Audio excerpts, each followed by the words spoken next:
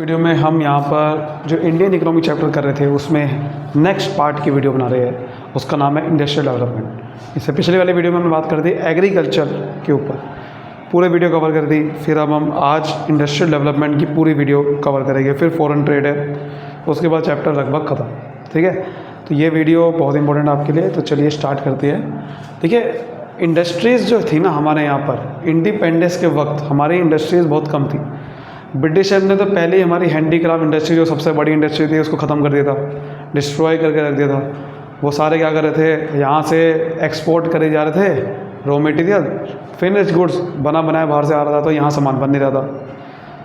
लेकिन इंडिपेंडेंस के वक्त तो इसलिए हम वो कह रहे हैं कि देखो हमारी इंडस्ट्रीज़ बहुत कम थी, कुछ ही इंडस्ट्री थी, जैसे कि आयरन और स्टील फर्म थी सिर्फ दो जो बड़ी हमारी यहाँ पर, जमशेदपुर में एक थी और एक कोलकाता में जो आयरन और स्टील फर्म्स थी। इसके अलावा कोई बड़ी इंडस्ट्रीज हमारे यहाँ नहीं थी। तो पब्लिक सेक्टर का क्या रोल है इंडस्ट्रियल डेवलपमेंट में? पब्लिक सेक्टर का क्या रोल रहा? सबसे पहला, shortage of capital with private sector. देखो, आम आदमी के पास पैसे बहुत कम होते थे इंडस्ट्री खोलने के लिए उस वक्त, तो पब्लिक सेक्टर ही, गवर्नमेंट ही खोलती थी इंडस्ट्रीज़, आम आदमी नहीं खोल पाता था। बड़े बड़े नाम थे, टाटा बिरला, वो तो खोल लेते थे, बाकी बाकी नहीं खोल पाते थे। और अगर पैसा होता भी था तो उनको इंसेंटिव नहीं था, उनके पास लैक ऑफ इंसेंटिव। पैसा था लेकिन वो सोचते थे कि भाई खोल के कोई फ़ायदा नहीं है, क्योंकि हमारे इंडस्ट्रियल गुड की डिमांड ही नहीं है, क्योंकि उस समय तो कोई इंडस्ट्री डेवलप ही नहीं थी बहुत सारी। उनको लगता था कि खोल के भी कोई फ़ायदा नहीं होने वाला, प्रॉफिट नहीं आने वाला, तो उनको कोई इंसेंटिव नहीं था। और पब्लिक सेक्टर का एक बहुत बड़ा मेन ऑब्जेक्टिव होता है गवर्नमेंट का सोशल, सामाजिक भलाई, और प्राइवेट सेक्टर का काम होता है प्रॉफिट कमाना। तो इसलिए पब्लिक सेक्टर का बहुत बड़ा रोल था इंडस्ट्रियल डेवलपमेंट के लिए, क्योंकि वो समाज की भलाई के लिए सोच रहे थे, तो एकदम से प्राइवेट सेक्टर का रोल नहीं था। फिर उसके बाद इंडस्ट्रियल पॉलिसी रेजोल्यूशन बनाया गया 1956 में इंडस्ट्री को बढ़ाने के लिए। इससे पहले इंडस्ट्रियल पॉलिसी रेजोल्यूशन 1948 में बनाया गया था, जो कि फेल रहा था। बहुत बड़ी प्रॉब्लम हुई थी, इंडस्ट्री डेवलप नहीं हो पा रही थी। तो ये सेकेंड इंडस्ट्रियल पॉलिसी रेजोल्यूशन था, जिसके अंदर हमने इंडस्ट्री को क्लासीफाई कर दिया, अलग अलग इंडस्ट्रीज़ को क्लासिफिकेशन कर दी कि अलग अलग इंडस्ट्री कौन कंट्रोल करेगा। स्टेट कंट्रोल करेगी, प्राइवेट सेक्टर कंट्रोल करेगा, गवर्नमेंट कंट्रोल करेगी, कौन करेगा? हमने अलग अलग क्लासिफिकेशन कर दिया। तो देखो, सबसे पहले हमने क्लासिफिकेशन क्या करा, शेड्यूल ए इंडस्ट्रीज़।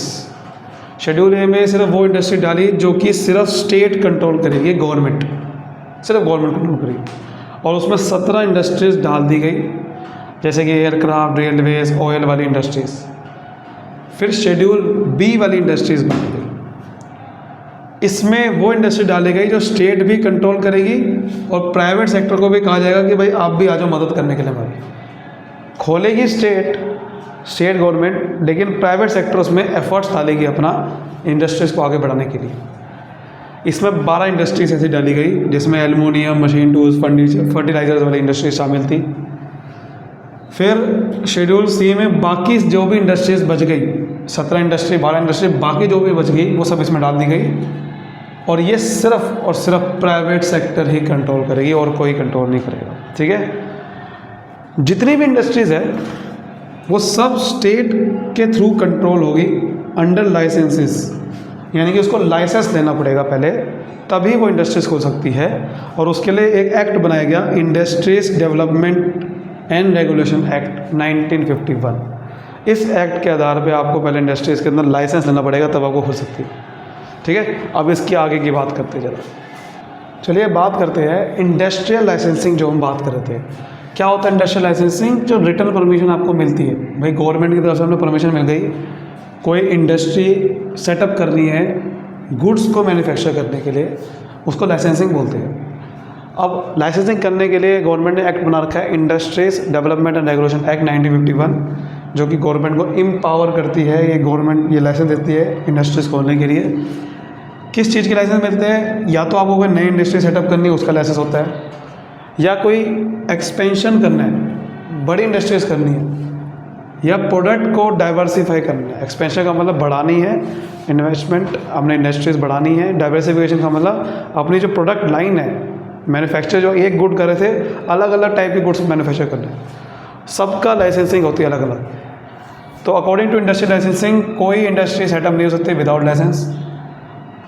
अगर आप इकोनॉमिकली बैकवर्ड एरिया में इंडस्ट्री खोलना चाहते हो तो वहाँ पर लाइसेंस देना थोड़ा आसान है, क्योंकि वहाँ गवर्नमेंट चाहती ही है कि भाई वहाँ इंडस्ट्री खुले ताकि वहाँ का फ़ायदा हो, क्योंकि इंडस्ट्री खुलती है तो लोगों को रोज़गार मिलता है, हर चीज़ होती है वहाँ पर डेवलप होती है। एक्सपेंशन अगर आपको करना है तो लाइसेंस आपको तभी दिया जाएगा एक्सपेंशन करने के लिए जब गवर्नमेंट को लगेगा कि भाई हमें लार्ज क्वांटिटी में गुड्स बनाने हैं इकोनॉमी में या नहीं बनाने। क्योंकि अगर आपको हर एक को आप एक्सपेंशन का लाइसेंस दे दोगे तो गवर्नमेंट तो क्या होगा, ज़रूरत से ज़्यादा गुड्स बन जाएंगे इकोनॉमी के अंदर, क्योंकि एक्सपेंशन का मतलब ये है कि ज़्यादा क्वांटिटी में गुड्स बन जाएंगे तो इकोनॉमी में प्रॉब्लम आ सकती है, क्योंकि ज़्यादा गुड्स हो गए तो भैया फिर प्रॉब्लम आ सकती है, सप्लाई बढ़ जाएगी और सप्लाई बढ़ जाएगी तो प्राइस घट सकता है। ठीक है, आप कहोगे प्राइस घटना आसान बढ़िया है, नहीं, एक्स्ट्रा सप्लाई हो जाएगी और एक्स्ट्रा सप्लाई की वजह से वो वेस्ट हो जाएगा सारा। फिर ये चीज़ें होती है। अब हम बात करते हैं last, small scale industries, small scale SSI। तो 1955 में village and small scale industries, जिसको कार्वे कमेटी भी बोलते हैं, कार्वे कमेटी, इन्होंने रिकॉग्नाइज किया कि हमें रूरल डेवलपमेंट करनी है।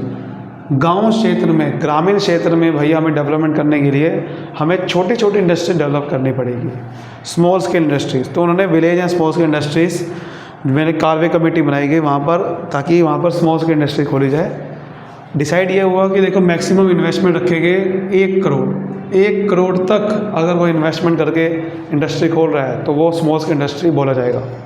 पहले 1950 तक ये 50 लाख लिमिट थी, अब 1 करोड़ कर दी गई है।